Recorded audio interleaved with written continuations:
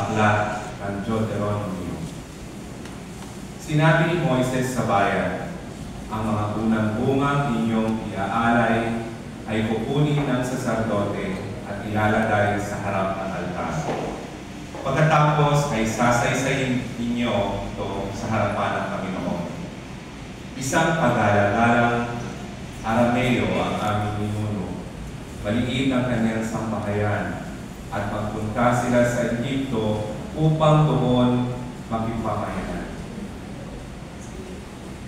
Ngunit dumating ang panahon na ang kanya'y naging malaki at makapangyarihang bansa. Hindi mabuti ang ginawang pakikitungo sa amin ng mga Egyptyo.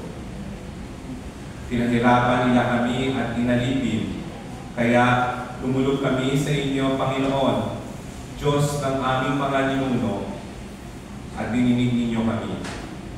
Nakita ninyo ang aming pagdurusa, ang paghihirap, at kapihang dinaranas sa pamamagitan ng iyong kapangyarihan sa mga kapilapilabot na gawa at mga kababalaghan. Inalis ninyo kami sa Egyptyo at dinala sa lupain ito sagana sa lahat ng bagay. Kaya narito ngayon, Panginoon, ang unang bunga ng aming pananim sa lupain ibinigay mo sa amin.